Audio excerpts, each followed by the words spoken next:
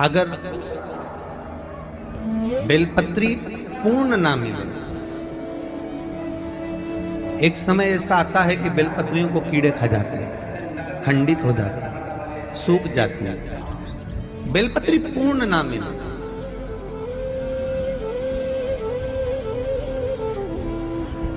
तो क्या हम खंडित बेलपत्री भी शंकर को समर्पित कर सकते हैं?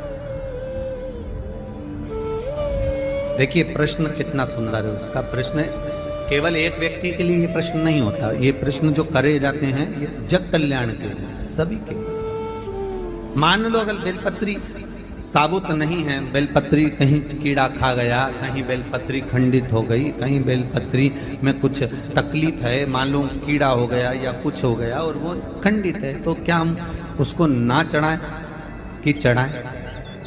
और बेलपत्री मिल ही नहीं रही है और बेलपत्र हमें प्राप्त ही नहीं हो, ऐसी दशा में हम क्या कर सकते? तो शिव महापुराण की कथा कहती है यह भी जरूरी नहीं है कि आप बेलपत्र समर्पित करें।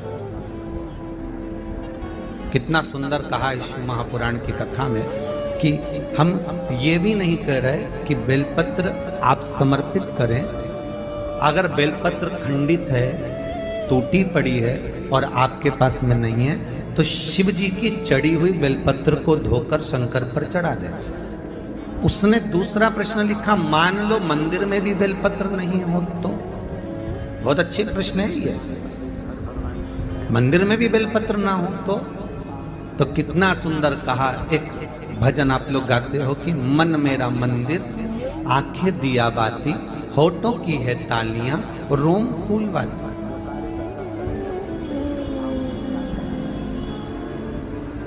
शिव महापुराण की कथा कहती है मान लो अगर ऐसे समय पर बेलपत्र नहीं है तो महाराज भगवान शंकर के शिवलिंग का दर्शन कर कर अपनी ये 3 उंगलियां शिव जी के शिवलिंग को समर्पित करो। कितनी उंगलियां? जम के बोलिए। 3 उंगलियां शंकर के शिवलिंग को समर्पित करिए और बाबा से निवेदन करिए, इसको हमारा बेलपत्र का भाव मानकर आप स्वीकार करिए। ओम नमः शिवाय, श्री शिवाय नमस्तुभ्यम या मृत्युंजय का जाप करते हुए, गौरी शंकर का स्मरण करते हुए हाथ का स्पर्श कर कर बाबा को नमन करो, प्रणाम करो।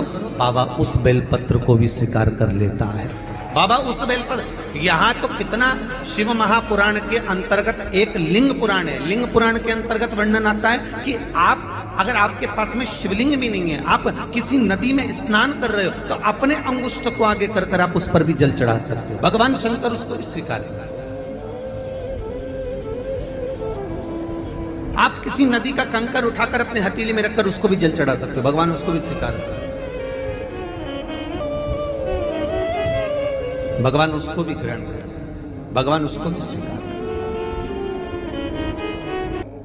सरसों का जो पुष्प होता है, सरसों का जो फूल होता है महाराज, अगर कोई व्यक्ति को किडनी या लीवर से जुड़ी हुई कोई तकलीफ होती है या किसी व्यक्ति का एक्सीडेंट हो गया होता है और उसका कोई अंग रह गया हो, कोई शरीर का कोई भाग रह गया और वो काम नहीं कर रहा हो, जैसे किसी के पांव रह जाते हैं एक्सीडेंट के बाद, किसी का हाथ रह जाता है या कोई अंग काम नहीं कर रहा हो, वहां ब्लड पहुंच नहीं रहा हो, वो जगह एकदम सुन्न हो गई हो, खाली पड़ गई हो, तो उसके लिए शिव महापुराण की कथा कहती है कि सरसों के पुष्प 11 शंकर जी के राइट भाग में, जहां शिव जी के गण दरवाजे के द्वारपाल मणिभद्र जिस जगह पर निवास करते हैं, कौन निवास करते हैं? मणिभद्र। शंकर जी के दरवाजे के द्वारपाल हैं मणिभद्र जी। तो मणिभद्र दरवाजे के द्वारपाल में राइट भाग में मणिभद्र जी विराजते हैं। मतलब राइट भाग कौन सा हुआ? जब आप मंदिर से बाहर निकलेंगे तो राइट भाग, मंदिर में प्रवेश करेंगे जब राइट नहीं होना चाहिए, आप मंदिर से जब जाएं तो राइट भाग।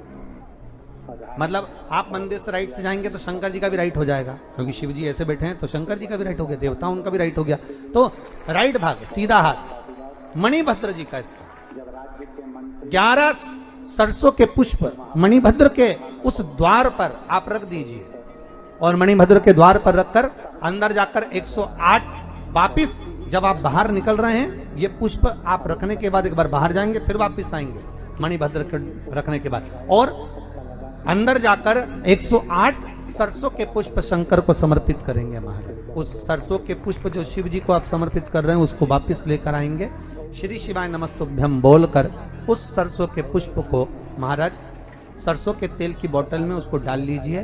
शंकर भगवान को किसी भी प्रदोष में, शाम के समय प्रदोष काल में उस तेल को वापस ले जाकर चढ़ा दीजिए शिव जी को, उसको वापस लेकर आ जाइए। उस तेल का प्रयोग आप नाभि में डालिए और जो शरीर काम नहीं कर रहा उस स्थान पर कम से कम 15 दिन 20 दिन तक उसकी मालिश करना प्रारंभ करिए। बाबा चाहेगा तो चलाने का प्रयास कर देगा और वो अंग, वो शरीर काम करने लगेगा।